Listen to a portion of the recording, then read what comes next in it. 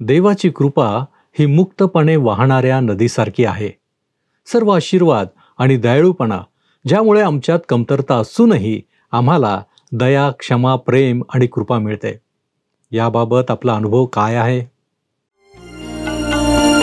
उपासना उपासना उपासना उपासना प्रभुजी करो उपासना प्रभुजी करो उपासना उपासना उपासना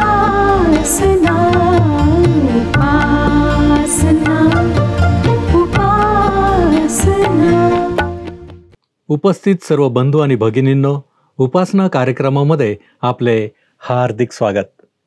प्रियांनो, देवाची कृपा विश्वासणाऱ्याला घडवते आणि विश्वासणाऱ्यावर देवाच्या कृपेचा वर्षाव सातत्याने होत असतो. देवाची कृपा ही विपुल आणि समृद्ध आहे. ती ज्ञान आणि समजुतीने भरलेली असून देवाचे रहस्य आणि इच्छा प्रकट करणारी असते. प्रियांनो, कदाचित ही वाक्ये आपणास कठीण वाटतील, परंतु आज आपण अधिक गहनतेने देवाच्या कृपेचा अभ्यास करणार आहोत. निश्चितच आपणास आजचे अध्ययन अंतर्मुख करणारे आहे. तर मग चला प्रियांनो, आपण आपल्या अध्ययनाची सुरुवात करूया. श्रोत्यांनो, ह्या दिवसांमध्ये आम्ही पौलाने लिहिलेल्या इफिस्करास पत्र ह्याचे अध्ययन करीत आहोत आणि आम्ही पहिल्या अध्यायाच्या 7 वचनांवर विचार केलेला आहे. आणि मला खात्री आहे की ह्या अध्ययनाच्या द्वारे परमेश्वर आपल्याशी बोलत आहे, आपल्या जीवनात कार्य करीत आहे. 7व्या वचनातील काही गोष्टींवर मी पुन्हा एकदा आपले लक्ष केंद्रित करू इच्छिते. पाप या शब्दासाठी असलेला ग्रीक शब्द आहे पॅराटोमा, म्हणजे अपराध किंवा दर्जापासून घसरणे. पॉल मानवाच्या पहिल्या पापाला अपराध या शब्दामध्ये वर्णितो. त्याने हा शब्द रोमकरासपत्र 5वा अध्याय 15व्या वचनात व रोमकरासपत्र 4था अध्याय 25व्या वचनात दोन्ही ठिकाणी वापरलेला आहे. त्यापैकी आपण रोमकरासपत्र याच्या 4थ्या अध्यायातील 25वे वचन वाचूया. तो म्हणतो, तो आमच्या अपराधांमुळे मरणाच्या हाती दिला गेला आणि आम्हाला न्याय ठरविण्यासाठी तो पुन्हा उठवला गेला. या ठिकाणी पाप म्हणजे सर्व पापे जी मानव करतो ती होय. ऑगस्टिनने ही गोष्ट संक्षिप्तपणे मांडली. ख्रिस्ताने घृणास्पद कुरूप मंडळीला सुंदर बनविण्यासाठी विकत घेतले. त्याने तिला स्वतःच्या रक्ताने शुद्ध केले. त्याने आमच्या अपराधांचा दंड भरला. पॉल म्हणतो, त्याच्या कृपेच्या विपुलतेप्रमाणे. हे एक चित्तवेधक वाक्य आहे. ते असे म्हणत नाही की त्याच्या कृपेच्या विपुलतेमधून, तर ते म्हणते त्याच्या कृपेच्या विपुलतेनुसार, विपुलतेप्रमाणे. या दोन्हींमध्ये फरक आहे. त्याने आपल्या कृपेच्या विपुलतेमधून हे केले नाही, तर त्याने आपल्या कृपेच्या विपुलतेनुसार हे केले. ह्यातील फरक स्पष्ट करण्यासाठी मी आपणाला एक छोटेसे उदाहरण देते. बऱ्याच वर्षांपूर्वी मी एक गोष्ट वाचली होती की ख्रिस्तवासी डॉक्टर जॉन डी रॉकफेलर हे गॉल्फ खेळत असता त्यांच्यासाठी धावणाऱ्या चेंडू घेऊन येणाऱ्या गड्याला ते प्रत्येक वेळेस भरपूर किमतीचे एक नाणे देत असत. ही रक्कम खूपच होती असे मला वाटले, परंतु त्यांनी ही रक्कम स्वतःच्या श्रीमंतीनुसार दिली नाही, तर स्वतःच्या श्रीमंतीमधून दिली. मला वाटतं ते आपल्या श्रीमंतीनुसार ते देऊ शकले असते आणि त्यांनी तसे केले असते तर तो गडी श्रीमंत झाला असता. परमेश्वराजवळ कृपा विपुल आहे व आपल्या कृपेच्या विपुलतेनुसार तो आपल्याला द्यायला तयार आहे.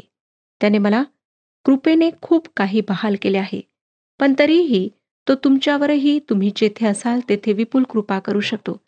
देवाची कृपा जगाच्या एका टोकापासून ते दुसऱ्या टोकापर्यंत सर्वांना पुरणारी आहे. ती कधीही न संपणारी आहे. तुम्ही जगाच्या कोणत्याही कानाकोपऱ्यात असा, तेथे तो तुम्हाला आपल्या कृपेने तारू शकतो. अशा अनेक लोकांविषयी मी ऐकले आहे आणि वाचले आहे की त्यांना कोणी पवित्र शास्त्राविषयी फार काही सांगितले नाही. त्यांना मोठमोठ्या शब्दांमध्ये कोणी सुवार्ता ऐकवली नाही, पण ख्रिस्ताची सुवार्ता असलेला कागदाचा एक तुकडा किंवा एखादा अचानक सापडलेला पर्चा किंवा कधी काळी कानावर आलेले ख्रिस्ताचे नाव किंवा जिवंत देवाचा मनापासून केलेला शोध यांच्याद्वारे त्यांचे देवाकडे येणे झाले आहे. त्यांना यापैकी एका तरी गोष्टीचा अनुभव यावा आणि त्यांनी ख्रिस्ताकडे वळावे, ही देवाची निव्वळ कृपा आहे आणि देवाने ती त्यांच्यावर व आम्हा सर्वांवर विपुल अशी ओतलेली आहे. तुम्ही भिकाऱ्याच्या थाळीत किती नाणी टाकता? 4 आण्याचे किंवा 8 आण्याचे किंवा फार झाले तर रुपयाचे नाणे टाकता, होय ना? ते तुम्ही तुमच्या श्रीमंतीतून टाकता. म्हणजे तुमच्याकडे 1000 रुपये असतील तर त्यातून तुम्ही भिकाऱ्याला 4 आणे 8 आणे देता. परंतु तुम्ही तुमच्या ऐपतीनुसार भिकाऱ्यांना कधी दान दिले आहे काय? परमेश्वराच्या कृपेची ऐपत मानवी बुद्धी पलीकडची आहे आणि म्हणून जेव्हा तो आपल्या कृपेच्या विपुलतेनुसार आम्हाला देतो, तेव्हा त्याची कृपा कमी होत नाही, आटत नाही, संपत नाही. जिवंत पाण्याच्या झऱ्याप्रमाणे सर्व मानवांसाठी, विशेष म्हणजे त्याच्या लेकरांसाठी ती तुडुंब भरून वाहते. श्रोत्यानो, त्या भिकाऱ्याप्रमाणे आमची दशा आहे. आमच्या अपराधांमुळे आम्ही देवाच्या गौरवास उणे पडलो आहोत आणि आता केवळ देवाच्या कृपेशिवाय आम्हाला तारणारे कोणी नाही. आणि देवाची स्तुती असो की त्याने ती कृपा आमच्यावर विपुलतेने केली आहे. त्याने त्याच्या कृपेच्या विपुलतेनुसार प्रभू येशू ख्रिस्तामध्ये त्याच्या रक्ताच्याद्वारे आम्हाला मुक्ती म्हणजे आमच्या अपराधांची क्षमा दिली आहे. आम्ही पापाचे गुलाम असताना त्याने आम्हाला आपले रक्त सांडून त्या गुलामगिरीतून मुक्त केले, यासाठी की आम्हाला स्वातंत्र्य मिळावे. आम्ही त्याच्यावर प्रीती करतो कारण त्याने प्रथम आम्हावर प्रीती केली. या संदर्भात मी आपणाला एक उदाहरण देते. हे उदाहरण फारसे सुखदायक नाही, परंतु मला जे तुम्हाला सांगायचे आहे ते यातून स्पष्ट होईल व या उदाहरणातून तुम्हाला मानवी जीवनाविषयी व देवाविषयी एक महान सत्य समजेल. एका देशात जेव्हा गुलामांची विक्री होत असे, त्या दिवसातली ही गोष्ट आहे. एके ठिकाणी एका सुंदर मुलीचा गुलाम म्हणून लिलाव चालला होता आणि खरेदी करणाऱ्यांपैकी एक अतिशय क्रूर असा गुलामांचा मालक होता. त्याने त्या मुलीसाठी किंमत सांगायला सुरुवात केली. जेव्हा जेव्हा तो किंमत सांगे, तेव्हा तेव्हा ती मुलगी घाबरून जाई आणि तिचा चेहरा भीतीने आक्रसून जाई. आपल्या गुलामांशी दयाळूपणाने वागणारा एक मोठा शेतकरी त्या ठिकाणी होता आणि त्याने त्या मुलीची किंमत करायला सुरुवात केली. त्याने त्या क्रूर मालकाने सांगितलेल्या किमतीपेक्षा अधिक किंमत देऊ केली आणि त्या मुलीची किंमत तिच्या विक्रेत्याला दिली. किंमत चुकती करून तो चालू लागला आणि ती मुलगी त्याच्या मागे जाऊ लागली. तेव्हा तो तिच्याकडे मागे वळून तिला म्हणाला, तुझा गैरसमज होतो आहे.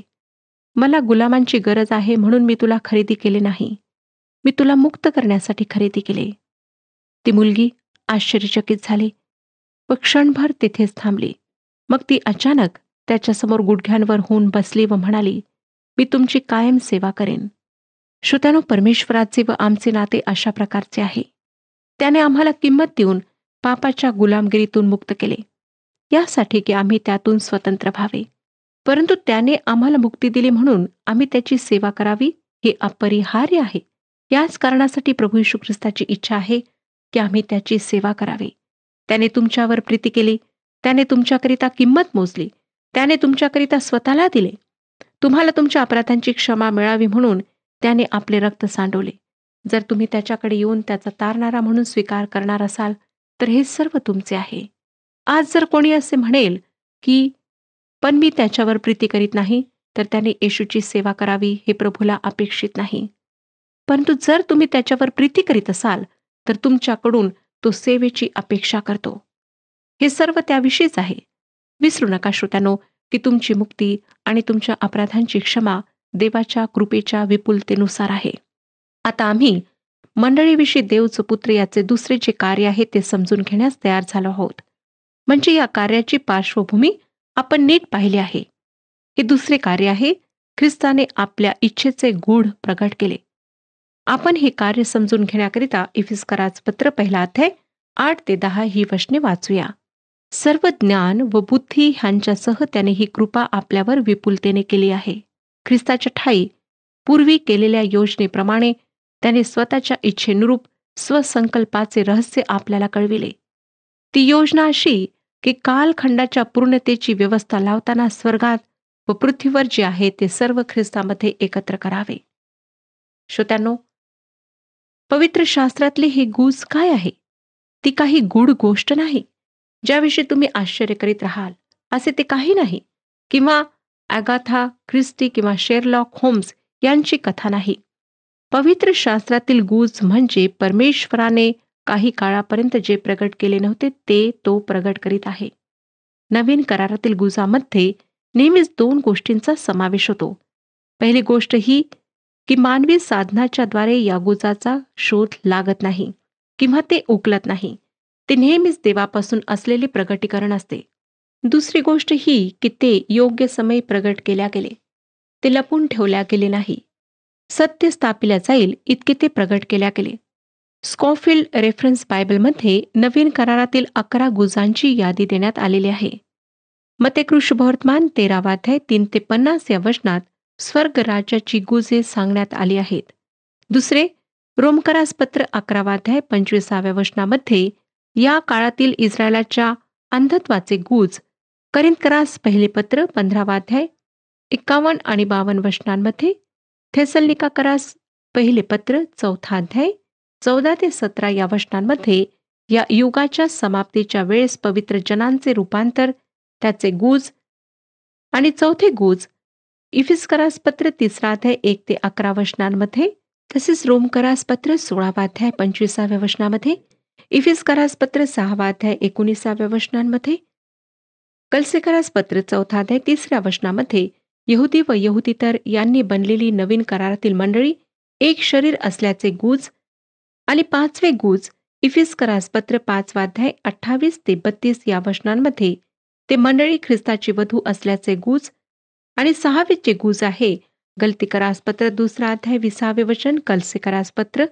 1 अध्याय 26 आणि 27 वचने यामध्ये वस्ती करणाऱ्या ख्रिस्ताचे गुज जो आमच्यामध्ये वस्ती करतो आणि 7वे गुज कलसेकरास पत्र 2 अध्याय 2 वचन आणि 9 वचन, करिंथकरास पहिले पत्र 2 अध्याय 7 वचन या वचनांमध्ये परमेश्वर ख्रिस्त यांचे गुज आहे. म्हणजे ख्रिस्ताच्या ठायी देवपणाची सर्व पूर्णता मूर्तिमंत वसते आणि त्यामध्ये दैवी ज्ञानाचे रहस्य मानवासाठी प्रगट होते. 8वे गुज आहे तिमथ्याला पहिले पत्र 3 अध्याय 16 वचनामध्ये, ते मानवाला पुन्हा देण्यात आलेले सुभक्तीचे गुज होय. 9वे गुज आहे थेसलनिकाकरास 2 पत्र 2 अध्याय 7 वचन, मत्ते 13 अध्याय 33 वचन, ह्यामध्ये ते देण्यात आलेले आहे. ते मानवाच्या अपराधाचे गुज आहे. 10वे गुज प्रगटीकरणाच्या पुस्तकात 1 अध्याय 20 वचनात आहे. ते 7 ताऱ्यांचे गुज आहे व शेवटचे म्हणजे 11वे गुज प्रगटीकरणाचे पुस्तक 17 अध्याय 5 आणि 7 या वचनांमध्ये बाबिलोनाचे गुज आहे. अशी ही सर्व गुजे आम्हाला प्रगट करण्यात आली असली तरी परमेश्वराने आम्हाला सर्व काही सांगितले नाही हे आपणाला ठाऊक आहे काय?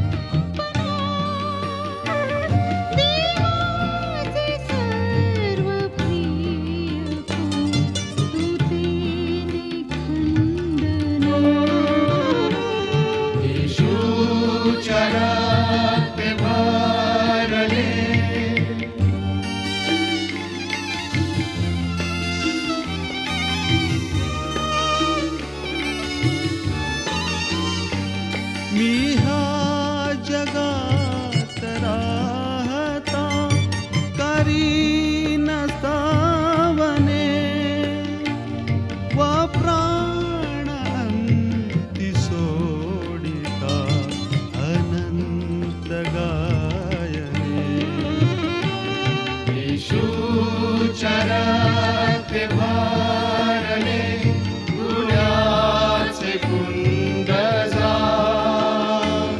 हे पापी त्यात घातले हे होते पुष्कळ अशा गोष्टी आहेत की ज्या देवाने आम्हाला सांगितलेल्या नाहीत. मला स्वतःला देवाला पुष्कळ प्रश्न विचारावेसे वाटतात. बरेच लोक आम्हाला त्यांचे प्रश्न लिहून कळवतात व आम्ही त्यांना उत्तरे देण्याचा प्रयत्न करतो. माझेही काही प्रश्न आहेत, पण ते कोणाला विचारावेत हे मला कळत नाही, कारण येथे पृथ्वीवर कोणाकडेही त्याची उत्तरे नाहीत. म्हणून गूज ही एक अशी गोष्ट आहे श्रोत्यांनो, की जी देवाने आधी प्रगट केली नाही आणि तो ती आता प्रगट करीत आहे. इफिस्करासपत्र 1:8-10 ही वचने जी आताच आपण वाचली, त्या वचनांमध्ये जे जुन्या करारात सांगितलेले नाही असे एक अद्भुत गुज आम्हाला सांगण्यात आले आहे. प्रथम मला ही वचने तुम्हाला नीट सांगू द्या. त्याने आपल्या संतोषाची जी योजना पूर्वी स्वतःमध्ये योजली होती, तिच्याप्रमाणे त्याने आपल्या इच्छेचे गुज कळून आम्हावर सर्व ज्ञान व बुद्धी यांच्याद्वारे आपली कृपा विपुल केली. याचा अर्थ हा की ज्ञान व बुद्धी हे नव्या वचनाशी संबंधित आहेत. त्याच्या इच्छेचे गुज काय आहे? पहिल्या प्रथम ते ज्ञान व बुद्धी यांच्यानुसार प्रगट करण्यात आले.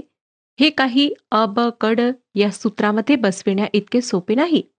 आजकाल काही संस्था व काही लोक सोपी सुवार्ता असे जिला म्हणतात ती सांगतात. काही लोक सुवार्तेला सोपी आकलनीय करू शकतात याचा मला आनंद वाटतो. परंतु मला आपणाला सांगू द्या की देवाच्या अशा काही गोष्टी आहेत की ज्या तुम्हाला व मला सहजासहजी उकलता येत नाहीत. कधीकधी तर त्या अजिबात उकलता येत नाहीत. देवाचे महान उद्देश व त्याच्या योजना समजून घेण्याकरिता आम्हाला सर्व बौद्धिक कुवतीचा उपयोग करायला हवा. हे गुज प्रगट करण्यात आल्यामुळे ते आम्हाला समजावे ही देवाची इच्छा आहे. आपण वाचले की ती योजना अशी की काळाच्या पूर्णतेची व्यवस्था लावताना ते सर्व ख्रिस्तामध्ये एकत्रित करावे. आता योजना हा गुजासारखाच एक शब्द आहे. तो बऱ्याचदा नीट समजून घेतला जात नाही व आज अनेक लोकांना तो शब्द घाणेरडा वाटतो. परंतु तो शब्द एक महान शब्द आहे. पवित्र शास्त्राचे काही शिक्षक तो शब्द अजिबात वापरत नाहीत, कारण तो एक तिरस्करणीय शब्द समजला जातो. पवित्र शास्त्रातले असे अनेक शब्द आहेत की ज्यांचा तिरस्कार केला जातो. उदाहरणार्थ रक्त, सुटका, वधस्तंभ वगैरे. पॉल म्हणतो वधस्तंभ एक अडखळ आहे, पण म्हणून त्याविषयी प्रचार करणे आम्ही थांबू शकत नाही.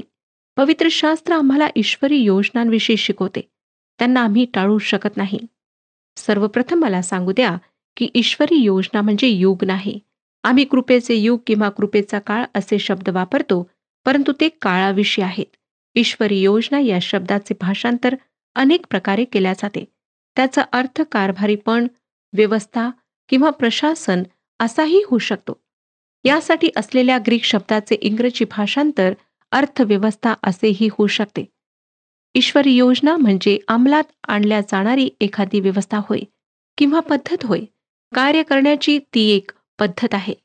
काळाचा एक विशिष्ट समय म्हणजे ईश्वरी योजना असे आपण म्हणू शकतो. अर्थात त्याचा तसा निश्चित अर्थ होत नाही, परंतु आपल्याला असे म्हणता येईल की परमेश्वर एका विशिष्ट समयात एखादी गोष्ट चालवितो. परमेश्वर अशा प्रकारे कार्य करतो.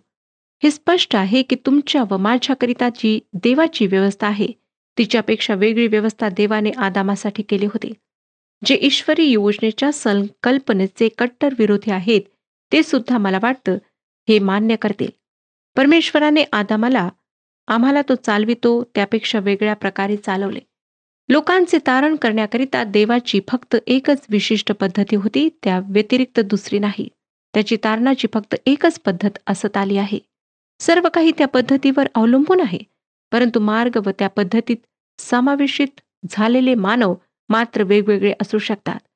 उदाहरणार्थ हाबेलाने परमेश्वराला कोकरा अर्पिला व अब्रामानेही तसेच केले.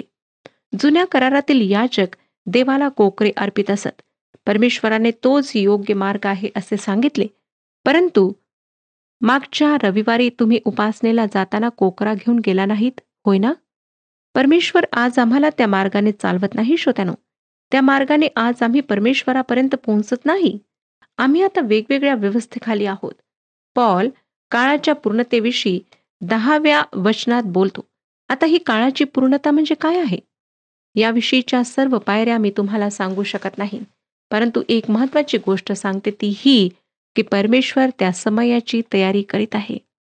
जेव्हा ख्रिस्त आकाश व पृथ्वी यातील सर्व गोष्टींवर राज्य करेल, ही पूर्णता आहे. प्लेरोमा आहे. जेव्हा येशू ख्रिस्ताच्या अधिपत्याखाली सर्व गोष्टी आणल्या जातील. काळाची पूर्णता हे एखाद्या मोठ्या पात्राप्रमाणे आहे, ज्यामध्ये शतके व हजारो वर्षे जमा होत आहेत. जे भूतकाळात झाले, वर्तमान काळात होत आहे व भविष्य काळात होणार आहे, ते सर्व त्या समयाकडे धाव घेत आहे, जेव्हा प्रत्येक गुडघा टेकेल व प्रत्येक जीभ कबूल करेल की ख्रिस्त हाच प्रभू आहे. हे गुज आम्हाला प्रगट करण्यात आले आहे. आपण वाचले की ती योजना अशी की काळाच्या पूर्णतेची व्यवस्था लाविताना आकाशात व पृथ्वीवर जे आहे ते सर्व ख्रिस्तामध्ये एकत्र करावे. इब्री लोकास पत्र 2 अध्याय 8व्या वचनातून आम्ही येशू ख्रिस्ताविषयी शिकतो की तू सर्व काही त्याच्या अधीन त्याच्या पायाखाली ठेविले आहे. सर्व काही त्याच्या अधीन ठेविले आहे म्हणजे त्याच्या अधीन ठेविलेले नाही असे काही राहू दिले नाही, परंतु सर्व काही त्याच्या अधीन ठेवले आहे असे आजपर्यंत आपल्या दृष्टीस पडत नाही, हे खरे. या वचनातून अगदी स्पष्ट होतं श्रोत्यानो की आम्ही अजून त्या समयात आलेलो नाही. आज आम्ही वेगवेगळ्या व्यवस्थेखाली आहोत, वेगवेगळ्या योजने अंतर्गत आहोत. परमेश्वराने पूर्वीचे प्रगट केले नाही, ते त्याने आम्हास प्रगट केले आहे, जे पुढे होणाऱ्या गोष्टीविषयी आहे. आकाश व पृथ्वी यांच्यामध्ये काही शांती नाही. आम्ही सर्वच जण स्वतःचे तुणतुणे वाजवित आहोत, परंतु प्रभू येशू ख्रिस्त जो या संपूर्ण विश्वाचा चालक आहे, तो स्वर्गात आहे. ख्रिस्त तो मौल्यवान दगड आहे, जो मंडळीची कोनशिला आहे. एक दिवस असा येईल की आकाश व पृथ्वी सुरळीत होतील व सर्व काही ख्रिस्तामध्ये एकत्रित केल्या जाईल. आता आपण देवचं पुत्र याने मंडळीविषयी केलेल्या 3ऱ्या कार्याकडे वळूया. आणि ते कार्य हे आहे की ख्रिस्ताने आम्हाला वतन देऊन प्रतिफळ दिले आहे. इफिसकरास पत्र 1 अध्याय 11 आणि 12 वचने. आपल्याला मनाच्या संकल्पाप्रमाणे जो अवघे चालवितो, त्याच्या योजनेप्रमाणे आम्ही पूर्वी नेमलेले असून ख्रिस्ताच्या ठायी वतनदार झालो आहो, यासाठी की ज्या आम्ही ख्रिस्तावर पूर्वीच आशा ठेवली होती, त्या आम्हाकडून त्याच्या गौरवाची स्तुती व्हावी. या वचनात आणखी एक सुंदर सत्य सांगण्यात आले आहे. ते सत्य हे आहे की तो आम्हाला वतन देतो. आम्ही काही केले नसताना तो आम्हाला पारितोषिक देतो. देवाची ही एकंदर योजना व उद्देश आहे की विश्वासणाऱ्यांना ख्रिस्ताच्या वतनाचा वाटा मिळावा. विश्वासणाऱ्यांना ख्रिस्ताबरोबर वतन मिळणार आहे, कारण ते ख्रिस्तामध्ये आहेत. पॉल याविषयी रोमकरास पत्र 8 अध्याय आणि 17व्या वचनात म्हणतो, जर मुले तर वारिसही आहो, म्हणजे देवाचे वारिस ख्रिस्ताबरोबर सोबतीचे वारिस असे आहो. आपल्याला त्याच्याबरोबर गौरव प्राप्त व्हावे म्हणून त्याच्याबरोबर जर दुःख भोगीत असलो तरच. तसेच पॉल करिंथकरास पहिले पत्र 3 अध्याय 21 ते 23 या वचनांमध्ये म्हणतो, म्हणून माणसाविषयी कोणी अभिमान बाळगू नये, कारण सर्व काही तुमचे आहे. पॉल असो, अपुल्लोस असो, कैफा असो, जग असो, जीवन असो अथवा मरण असो, वर्तमान काळच्या गोष्टी असोत अथवा भविष्य काळच्या गोष्टी असोत, सर्व काही तुमचे आहे आणि तुम्ही ख्रिस्ताचे आहात आणि ख्रिस्त देवाचा आहे.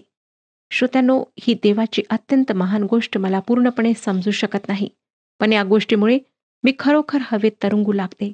सर्व काही माझे आहे, ख्रिस्त माझा आहे, पॉल माझा आहे, एवढेच काय तर मृत्यूही माझा आहे. सर्व काही माझे आहे. ते माझे आहे कारण देवाने ते मला दिले आहे. ख्रिस्त माझा आहे, देव माझा आहे. खरोखर श्रोत्यांनो, ही गोष्ट अत्यंत सुंदर आणि विशेष अशी आहे. माझ्या जीवाला सांत्वन व आधार देणारी आहे. ख्रिस्ताने आमच्याकरिता केलेल्या या 3 सुंदर गोष्टी आहेत. त्याने आम्हाला आपल्या रक्ताद्वारे मुक्ती दिली, त्याने आपल्या इच्छेचे गुज आम्हाला प्रगट केले आणि त्याने आम्हाला वतनाचे पारितोषिक दिले. हे सर्व फार सुंदर आहे व मी ते गमावू शकत नाही. त्याने मंडळीसाठी किंमत मोजली आणि त्याने किंमत मोजल्यामुळे मी त्याची आहे. या पहिल्या अध्यायातील 12वे वचन एक सुंदर ईशस्तवन आहे. तुमच्या लक्षात आलेच असेल श्रोत्यानो की त्रैकातल्या प्रत्येकाने काय केले हे सांगत असताना प्रत्येक वेळेस पॉल थांबून ईशस्तवन गातो. तो लिहितो की ज्या आम्ही ख्रिस्तावर पूर्वीच आशा ठेवली होती, त्या आम्हाकडून त्याच्या गौरवाची स्तुती व्हावी. विश्वासणाऱ्याच्या लहरी पुरविण्यासाठी परमेश्वर अस्तित्वात आहे असे नाही, तर परमेश्वराच्या गौरवासाठी विश्वासणारा अस्तित्वात आहे. जेव्हा विश्वासणारा देवाच्या परिपूर्ण इच्छेप्रमाणे चालतो, तेव्हा तो परिपूर्ण समाधानाचे व आनंदाचे जीवन जगतो आणि त्यामुळे त्याची मानसोपचार तज्ज्ञापासून सुटका होते. परंतु विश्वासणारे जेव्हा त्याच्या इच्छेप्रमाणे चालत नाहीत, तेव्हा त्यांच्या समोर समस्या उभ्या राहतात. देवाच्या इच्छेनुसार चालण्याने आमच्या जीवनासाठी हेतू व अर्थ आम्हाला प्राप्त होतो. श्रोत्यानो, विविध अंगांनी व रंगांनी नटलेल्या निसर्गाकडे पाहताच आम्हाला जाणीव होते की देवाने या सौंदर्यशाली सृष्टीची निर्मिती आपल्या गौरवासाठी केली आहे. आमची सुद्धा निर्मिती त्याने आपल्या गौरवासाठी केली आहे. निश्चय करूया की आम्ही आमच्या जीवनाच्या द्वारे त्याचे गौरव करू. परमेश्वर आपणा सर्वांस आशीर्वाद देव.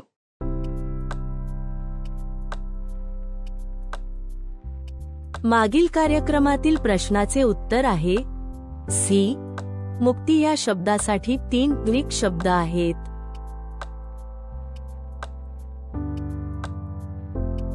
आजचा प्रश्न: आजच्या अध्ययनानुसार नवीन करारात किती गुजे सांगण्यात आली आहेत? ए. 10, बी. 11, सी. 19, डी. 12.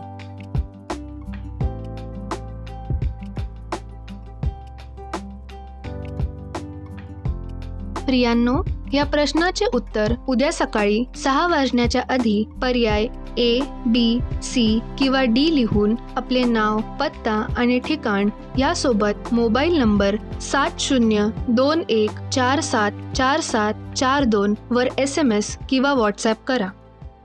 प्रियांनो, देवाच्या कृपेचे विविध पैलू आपण पाहिले आहेत. देव जे काही करतो ते त्याच्या कृपेच्या विपुलतेतून करीत असतो. म्हणूनच त्याने विश्वासणाऱ्यांना ख्रिस्ताबरोबर वतन किंवा वाटा राखून ठेवला आहे. काय आपण आपल्या जीवनामध्ये देवाच्या कृपेचा अनुभव घेतला आहे? काय आम्ही हे जाणले आहे की काय आमची निर्मिती ही देवाच्या गौरवाची आहे म्हणून? विचार करा की आमच्यामध्ये काही उणीव आहे काय? आपण प्रार्थना करूया. आमच्यावरती विपुलतेने कृपा करणाऱ्या आमच्या महान प्रेमळ परमेश्वरा, आम्ही तुझ्या सानिध्यामध्ये आलेलो आहोत. आम्ही तुझे आभार मानतो यासाठी की प्रभूजी तू आमचा निर्माण करता देव आहेस आणि प्रभूजी सातत्यानं तू आमच्यावरती आशीर्वादांचा वर्षाव करीत असतोस. होय प्रभूजी, तुझी विपुल कृपा तू आमच्यावरती केलेली आहेस, करीत आहेस. आम्ही तुला धन्यवाद देतो, तुझे आभार मानतो बापा. आणि म्हणूनच प्रभू परमेश्वरा, या तुझ्या विपुल कृपेद्वारे आम्ही आशीर्वादित होत असताना आमच्याकडून प्रभूजी कोणत्याही प्रकारचं उणं पण दिसू नये, अडखळण येऊ नये, यासाठी आम्ही तुझ्याकडे विनंती करतो. प्रभूजी, तुझं सहाय्य तू आम्हाला कर की जेणेकरून आम्ही तुझ्यामध्ये अधिक सशक्त आणि मजबूत विश्वासामध्ये होऊ शकू. आणि म्हणूनच प्रभूजी, या विनंत्या मागण्या धन्य तारक प्रभू येशू ख्रिस्त याच्या गोड आणि गौरवी नावात करतो म्हणून तू ऐक. आमेन. तुम्हाला पूर्णता लाभो, समाधान मिळो आणि येशू ख्रिस्ताची कृपा तुम्हा सर्वांबरोबर असो.